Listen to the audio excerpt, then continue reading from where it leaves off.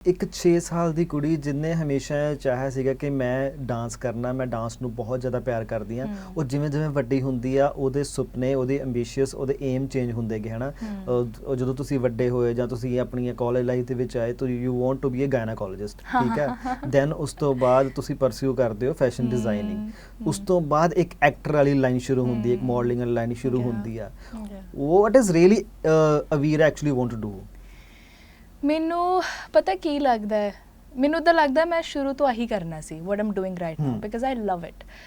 ਸਿਰਫ ਫਰਕ ਇਹ ਸੀਗਾ ਕਿ ਜਦੋਂ ਅਸੀਂ ਛੋਟੇ ਹੁੰਦੇ ਸੀ ਨਾ, ਜਾਂ ਪਹਿਲਾਂ ਵਾਲੇ ਟਾਈਮ 'ਚ ਆ ਚੀਜ਼ਾਂ ਨੂੰ ਐਜ਼ ਅ ਕਰੀਅਰ ਨਹੀਂ ਦੇਖਦੇ ਹੁੰਦੇ ਸੀਗੇ, ਐਜ਼ ਅ ਹੌਬੀ ਦੇਖਦੇ ਸੀਗੇ। ਹੌਬੀ ਦੇਖ ਲਿਆ ਜਾਂ ਮਨ ਬੁਲਾਉਣ ਵਾਲੀ ਚੀਜ਼ਾਂ ਹੈ ਨਾ, ਕਿ ਸਕੂਲ 'ਚ ਤੁਸੀਂ ਪੜ੍ਹ ਰਹੇ ਹੋ, ਨਾਲ ਦੀ ਨਾਲ ਪਾਰਟੀਸਿਪੇਟ ਕਰ ਲਿਆ, ਹਾਂ it's like a co curricular thing, right?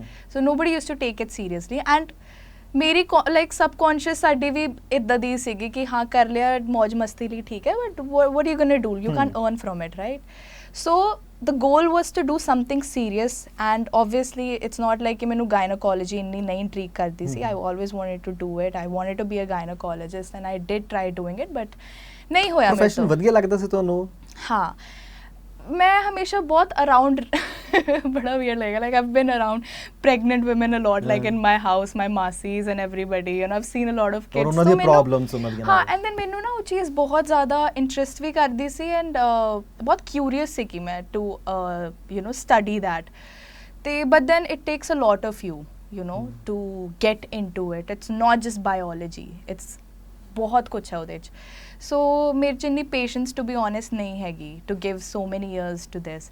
Then I was like ਕਿ ਘਰ ਤਾਂ ਮੈਂ ਪੜ੍ਹ ਹੀ ਰਹੀ ਸੀ, ਮਤਲਬ ਪੜ੍ਹ ਤਾਂ ਰਹੀ ਸੀ ਮੈਂ ਕਾਲਜ, ਅਤੇ ਨਾਲ ਨਾਲ ਫਿਰ ਮੈਨੂੰ ਆਹੀ ਲਾਈਕ ਆਪਣੀ ਇੰਡਸਟਰੀ ਤੋਂ ਥੋੜ੍ਹੀ ਅਪਰੋਚ ਆਈ ਕਿ let's work together or something. Then I was like might as well do this, ਅਤੇ ਇਸ ਸਾਈਡ ਫਿਰ ਜ਼ਿਆਦਾ ਵਧੀਆ ਮੈਨੂੰ ਰਿਸਪੌਂਸ ਆਇਆ। ਦੈਨ ਆਈ ਵਾਜ਼ ਲਾਈਕ ਬਾਅਦ 'ਚ ਵੀ ਕਰਨਾ, ਹੁਣੇ ਕਰ ਲਓ। ਇੱਕ 6 ਸਾਲ ਦੀ ਕੁੜੀ ਜਿਹਨੇ ਹਮੇਸ਼ਾ ਚਾਹਿਆ ਸੀਗਾ ਕਿ ਮੈਂ ਡਾਂਸ ਕਰਨਾ, ਮੈਂ ਡਾਂਸ ਨੂੰ ਬਹੁਤ ਜ਼ਿਆਦਾ ਪਿਆਰ ਕਰਦੀ ਹਾਂ। ਉਹ ਜਿਵੇਂ ਜਿਵੇਂ ਵੱਡੀ ਹੁੰਦੀ ਆ ਉਹਦੇ ਸੁਪਨੇ, ਉਹਦੇ ਐਂਬੀਸ਼ੀਅਸ, ਉਹਦੇ ਏਮ ਚੇਂਜ ਹੁੰਦੇ ਗਏ ਹਨਾ।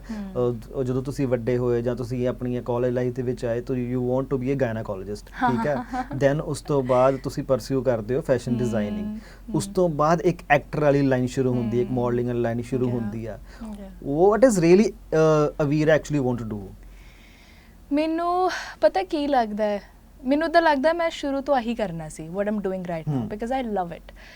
ਸਿਰਫ ਫਰਕ ਇਹ ਸੀਗਾ ਕਿ ਜਦੋਂ ਅਸੀਂ ਛੋਟੇ ਹੁੰਦੇ ਸੀ ਨਾ, ਜਾਂ ਪਹਿਲਾਂ ਵਾਲੇ ਟਾਈਮ 'ਚ ਆ ਚੀਜ਼ਾਂ ਨੂੰ ਐਜ਼ ਅ ਕਰੀਅਰ ਨਹੀਂ ਦੇਖਦੇ ਹੁੰਦੇ ਸੀਗੇ, ਐਜ਼ ਅ ਹੌਬੀ ਦੇਖਦੇ ਸੀਗੇ। ਹੌਬੀ ਦੇਖ ਲਿਆ ਜਾਂ ਮਨ ਬੁਲਾਉਣ ਵਾਲੀ ਚੀਜ਼ਾਂ ਹੈ ਨਾ, ਕਿ ਸਕੂਲ 'ਚ ਤੁਸੀਂ ਪੜ੍ਹ ਰਹੇ ਹੋ, ਨਾਲ ਦੀ ਨਾਲ ਪਾਰਟੀਸਿਪੇਟ ਕਰ ਲਿਆ, ਹਾਂ it's like a co curricular thing, right?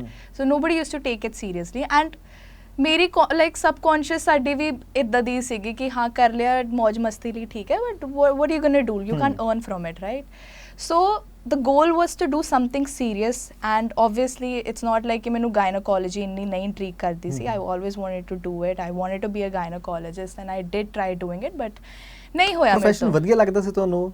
ਹਾਂ, ਮੈਂ ਹਮੇਸ਼ਾ ਬਹੁਤ ਅਰਾਊਂਡ ਬੜਾ ਵੀਅਰਡ ਲੱਗੇਗਾ, like I've been around pregnant women a lot, like in my house, my ਮਾਸੀਜ਼ and everybody, and I've seen a lot of kids. ਔਰ ਉਹਨਾਂ ਦੀ problems ਉਹਨਾਂ ਦੀਆਂ। ਹਾਂ, and then ਮੈਨੂੰ ਨਾ ਉਹ ਚੀਜ਼ ਬਹੁਤ ਜ਼ਿਆਦਾ ਇੰਟਰਸਟ ਵੀ ਕਰਦੀ ਸੀ, ਐਂਡ ਬਹੁਤ ਕਿਊਰੀਅਸ ਸੀ ਕਿ ਮੈਂ ਟੂ ਸਟੱਡੀ ਦੈਟ। ਤੇ but then it takes a lot of to get into it. It's not just biology, it's ਬਹੁਤ ਕੁਛ ਹੈ ਉਹਦੇ 'ਚ। ਸੋ ਮੇਰੇ 'ਚ ਇੰਨੀ ਪੇਸ਼ੈਂਸ ਟੂ ਬੀ ਓਨੈਸਟ ਨਹੀਂ ਹੈਗੀ to give so many years to this.